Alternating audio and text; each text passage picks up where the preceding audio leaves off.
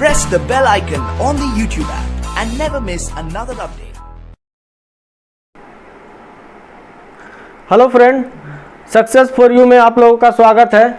आज हम डिस्कस करेंगे इलेक्ट्रीशियन एग्जाम में पूछे जाने वाले मोस्ट इम्पॉर्टेंट क्वेश्चन। वैसे क्वेश्चन जो पिछले 10 साल में बार बार पूछे गए हैं, मतलब कि रिपीटेड क्वेश्चन।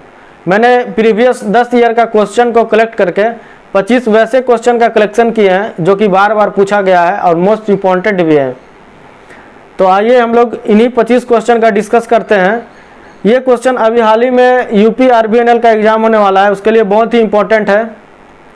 तो वीडियो को लास्ट तक देखिए और जो लोग नए हैं प्लीज़ चैनल को सब्सक्राइब कर ले और बेल आइकन को भी दबा ले ताकि अपडेट्स मिलता रहे, और हो सके तो आप दोस्त लोग को भी शेयर करें ताकि उन्हें भी फ़ायदा हो जाए। तो आइए स्टार्ट करते हैं पहला नंबर से। Which of the following is not identical between an atom and an isotope. तो एटम और आइसोटॉप के बीच में कौन सा समान नहीं है? तो इसका मास नंबर है जो कि समान नहीं है, इसका बी ऑप्शन सही है।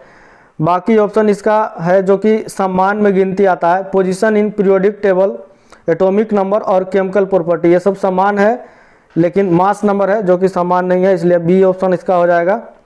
और दूसरा नंबर देखते हैं। A fluorescent tube when work from DC supply will contain dash to stabilize the arc. तो क्या स्टेबलाइज आर्क करने के लिए कौन सा यूज करते हैं? तो रेसिस्टेंस यूज करते हैं, इसका सी ऑप्शन सही है दूसरा नंबर का। तीसरा नंबर देखते हैं। A CRO cannot be use for the measurement of. तो क्या मेजरमेंट करने के लिए सीआरओ का यूज नहीं करते हैं? तो पावर मेजरमेंट करने में सीआरओ का यूज नहीं करते हैं, बाकी फ्रीक्वेंसी, वोल्टेज और करंट मेजरमेंट करने के लिए सीआरओ का यूज कर सकते हैं। चौथा नंबर देखते हैं। Input impedance of CRO. तो सीआरओ का इनपुट इम्पीडेंस जो है वो कितना होता है? तो ये होता है अराउंड 1 माइक्रो ओम, इसका ए ऑप्शन सही है। Input impedance of CRO is 1 micro ohm होता है, इसका ए ऑप्शन सही हो जाएगा। 5 नंबर का देखते हैं। विच of the following is not a hardware. तो ये चारों ऑप्शन में कौन सा है जो कि हार्डवेयर नहीं है? तो असेंबलर ये हार्डवेयर नहीं है, ये सॉफ्टवेयर है, इसलिए इसका डी ऑप्शन सही हो जाएगा। बाकी प्रिंटर, सीआरटी और कार्ड ये सब हार्डवेयर है, तो इसका डी ऑप्शन सही है, असेंबलर। और 6 नंबर देखते हैं। Storage of 1 K means that it has following number of storage. तो 1 के में कितना होता है मेमोरी? तो 1024 होता है, इसका ए ऑप्शन सही है। आप लोग फ़ोन यूज़ करते हैं उसमें स्टोरेज से पता चलता होगा 1024 होता है, इसका सी ऑप्शन सही है। 7 नंबर देखते हैं। Dash has the highest value of thermal conductivity. तो थर्मल कंडक्टिविटी है जो है किसका सबसे हाईएस्ट है? तो 7 नंबर का हो जाएगा कॉपर। कॉपर का थर्मल कंडक्टिविटी और बाकी ऑप्शन से हाईएस्ट होता है, इसलिए इसका ऑप्शन ए होगा सही, कॉपर। 8 नंबर का देखते हैं। In a resistance furnace the atmosphere is. तो रेसिस्टेंस फर्नेस का एटमॉस्फेयर कैसा होता है? तो ये ऑक्सीडाइजिंग होता है, इसका ए ऑप्शन सही है, ऑक्सीडाइजिंग। और 9 नंबर का देखते हैं। Dash is prepare for self balancing instrument. तो सेल्फ बैलेंस करने के लिए कौन सा इंस्ट्रूमेंट का यूज करते हैं? तो इसका ऑप्शन हो जाएगा 9 नंबर का एसी सर्वो मोटर का यूज़ करते हैं सेल्फ बैलेंसिंग मेजरमेंट के लिए, तो इसका सी ऑप्शन सही है। और 10 नंबर देखते हैं। The phase difference between the 2 winding of AC servo motor.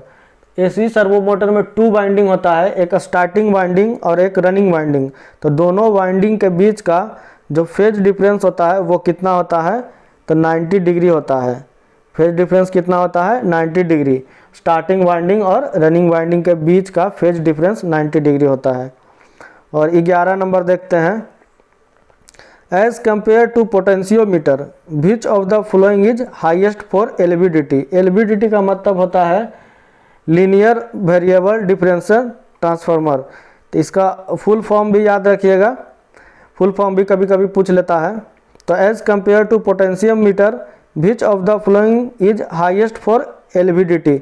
तो हाई एलवीडीटी के लिए कौन सा हाईएस्ट होता है? तो 11 नंबर का देखते हैं। 11 नंबर में नॉन ऑफ द एबव इसका आंसर है, कोई भी हाईएस्ट नहीं होता है, हाई वैल्यू का नहीं होता है। As compare to potentiometer which of the following is high for LVDT. तो एलवीडीटी के लिए हाई कोई सा भी नहीं होता है इस ऑप्शन में। 12 नंबर का देखते हैं, dash can measure only pressure. तो सिर्फ प्रेशर नापने के लिए कौन सा यूज़ करते हैं, कौन सा मेथड। तो 12 नंबर में C option, bell type meter को यूज़ करते हैं प्रेशर मेजरमेंट के लिए। 13 नंबर का देखते हैं, the formula dash determine the number of electron that can be accommodated in any level. तो एनी लेवल का नंबर जानने के लिए कौन सा फॉर्मूला का यूज़ करते हैं। तो इसमें यूज़ करते हैं 2n स्क्वायर, 2n स्क्वायर से ही निकालते हैं हम, इसका ए ऑप्शन सही है।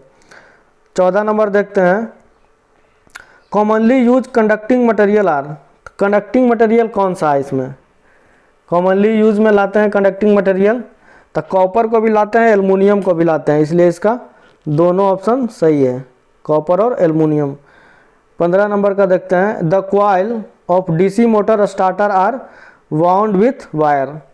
तो डीसी मोटर स्टार्टर का जो कॉइल बना होता है किस चीज़ का बना होता है। तो मैग्नीन का बना होता है, क्योंकि इसमें टेम्परेचर वेरिएशन बहुत कम होता है, इसीलिए मैग्नीन का बनाते हैं, इसलिए इसका ऑप्शन सी है। और 16 नंबर का देखते हैं, in a superconductor the value of critical density depend upon. तो सुपर कंडक्टर में क्रिटिकल डेंसिटी किस किस पे डिपेंड करता है। तो 16 नंबर का देखते हैं, तो इसका जो दोनों ऑप्शन है वो सही है। मैग्नेटिक फील्ड स्ट्रेंथ और टेम्परेचर दोनों पे डिपेंड करता है। क्या डिपेंड करता है, क्रिटिकल डेंसिटी, सुपर कंडक्टर का critical density, magnetic field strength और टेम्परेचर दोनों पे डिपेंड करता है, इसलिए इसका राइट आंसर डी हो जाएगा, बोथ ए एंड बी। 17 नंबर देखते हैं, the power factor of DC circuit is always. तो डीसी सर्किट का जो पावर फैक्टर होता है वो जीरो होता है, ये हमेशा जीरो होता है, कोई भी डीसी सर्किट हो उसका पावर फैक्टर जीरो होता है। और 18 नंबर का देखते हैं, the unit of frequency of AC signal. तो हम लोग के घर में जो आता है लाइन वो एसी ही होता है। तो एसी जो सिग्नल है उसका फ्रीक्वेंसी किस चीज़ का, उसका यूनिट क्या होता है। तो एसी सिग्नल का यूनिट होता है हर्ज। जनरली हम लोग का घर में 50 हर्ज फ्रीक्वेंसी से करंट आती है। और 19 नंबर का देखते हैं, 5 2 volt cell are connected in parallel the output voltage. 5 2 volt cell का कहने का मतलब हुआ 2 वोल्ट का 5 बैटरी को अगर पैरेलल में कनेक्टेड करते हैं तो कितना आउटपुट वोल्टेज मिलेगा। तो पैरेलल में कनेक्ट करने के लिए कैसे कनेक्ट करते हैं, मान लिए 5 बैटरी ले लिए हम, 1 पॉइंट, 2 पॉइंट, 3 पॉइंट, 4 पॉइंट और 5 पॉइंट। ये मान लिए 5 बैटरी है समझने के लिए। तो पैरेलल का कनेक्शन का मतलब हुआ कि इसका पॉजिटिव इसमें कर दिए, इसका पॉजिटिव इसमें, इसका पॉजिटिव इसमें, इसका पॉजिटिव इसमें, फिर ये नेगेटिव, ये नेगेटिव, ये नेगेटिव, ये नेगेटिव, और 2 तार इधर से निकाल लिए। तो हमको कितना वोल्ट मिलेगा, तो हमको इसमें 2 वोल्ट ही मिलेगा, क्योंकि पैरेलल कनेक्शन में वोल्टेज बराबर होता है। ऐसे भी इसको ऑप्शन से भी मार सकते हैं कि मान लीजिए इसको सीरीज में जोड़ेंगे तो 10 वोल्ट हो जाएगा। तो 10 वोल्ट तो ऑप्शन नहीं है, अगर गलती से आपको दिमाग में भूल गए हैं तो इसको 10 वोल्ट लाइएगा जोड़ के, तो 10 वोल्ट तो ऑप्शन नहीं है, तो ये ऑप्शन तो आराम से सही हो सकता है, इसलिए इसका 2 वोल्ट आएगा आंसर, इसका डी ऑप्शन सही है। 20 नंबर देखते हैं, the watt hour efficiency of lead acid cell varies between. Lead acid cell का मतलब लीड एसिड बैटरी। तो वाट आवर इफिशियंसी वेरी करता है, 70 से 80% वेरी करता है इसका एफिशिएंसी, इसलिए इसका सी ऑप्शन सही हो जाएगा। 21 नंबर का देखते हैं, an electric filament bulb can be work from. तो इलेक्ट्रिक फिलामेंट बल्ब हम लोग में का जो बल्ब लगाते हैं, पहले जो लगाते थे 100 वाट का बल्ब, उसी को फिलामेंट बल्ब कहते हैं। तो वो वर्क फ्रॉम किससे किससे काम करेगा, मतलब डीसी सप्लाई से भी काम करेगा, एसी सप्लाई से भी काम करेगा और बैटरी सप्लाई से भी काम करेगा, इसलिए इसका डी ऑप्शन सही हो जाएगा। 22 नंबर देखते हैं, 2 bulb of 500 watt and 200 watt rated at 250 volt will have resistance ratio. तो रेसिस्टेंस निकालने का एक फॉर्मूला होता है, उसे हम देखते हैं कि कैसे रेसिस्टेंस निकालेंगे। तो रेजिस्टेंस निकालने के लिए R बराबर वी स्क्वायर बाई पी एक फॉर्मूला होता है। तो दोनों का हम अलग अलग से रेजिस्टेंस निकाल लेंगे, फिर उसका रेशियो निकाल लेंगे। तो कैसे निकालेंगे? 250 इंटू 250 और बाई 500, तो इसको हम कैलकुलेट करेंगे तो 125 आएगा।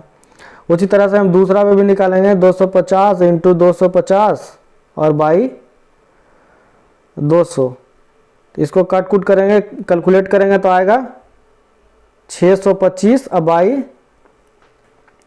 2 आएगा। अब ये दोनों जो आ गया हमारा, उसका रेशियो निकालेंगे तब 2.5 रेशियो आ जाएगा। इस तरह से हम इसको कैलकुलेट करके निकाल लेंगे तो इसका सी ऑप्शन सही हो जाएगा, 22 नंबर का सी ऑप्शन। देख लिएगा इस फॉर्मूला पे निकाल के, रेजिस्टेंस निकाले का फॉर्मूला ही होता है आर स्क्वायर बराबर V square by P. R बराबर रेजिस्टेंस हो गया, वी हो गया वोल्टेज और पी हो गया पावर। निकाल लीजिएगा, आ जाएगा आराम से। और आगे देखते हैं 23 नंबर का, resistance of 200 volt 100 watt bulb will B.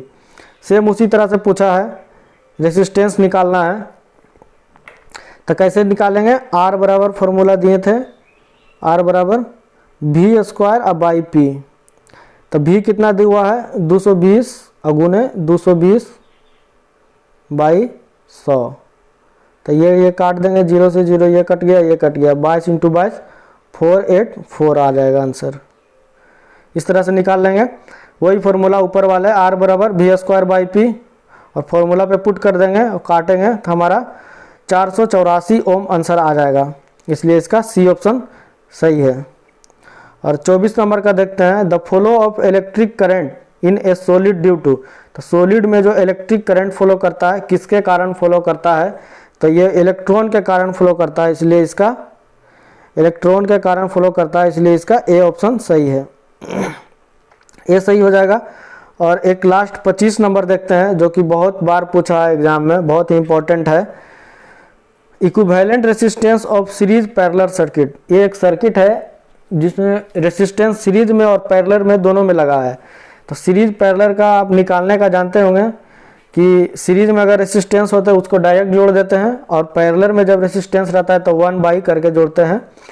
तो यहाँ पे हम बनाते हैं, कैसे आएगा इसका रेसिस्टेंस, इक्विवेलेंट रेसिस्टेंस। तो 8 सीरीज में है तो 8 सिंपल लिख दिया और प्लस, ये दोनों पैरेलल है तो पैरेलल का इक्विवेलेंट रेसिस्टेंस निकालने के लिए एक तरीका होता है कि दोनों जो रेसिस्टेंस दिया हुआ उसको ऊपर में गुना करते हैं 12 इंटू 24, और नीचे में भाग लगाते हैं दोनों को जोड़ करके, तब 12 और 24 36 हो गया। देख लीजिए कैसे करते हैं। जो सीरीज में है उसको ऐसे ही 8 लिख दिए प्लस, और 2 पैरेलल में है उसको इक्विवेलेंट निकालने के लिए दोनों को ऊपर में गुना करते हैं, 12 और 24 को गुना किए और नीचे में 12 और 24 को जोड़ के इसका इक्विवेलेंट निकालते हैं। तब 12 तिया 36 हो गया और 8 तिया 24, तो कितना हो गया? 8 इधर और 8 इधर बराबर 16, यानी इसका आंसर डी ऑप्शन सही होगा, 16 ओम। तो दोस्तों होप कि आप लोगों को समझ में आया होगा। ये बहुत ही इंपॉर्टेंट है, एक बार में समझ में नहीं आए तो आप इसे दोबारा सुन सकते हैं, दोबारा देख सकते हैं, आपको बहुत अच्छे से याद हो जाएगा।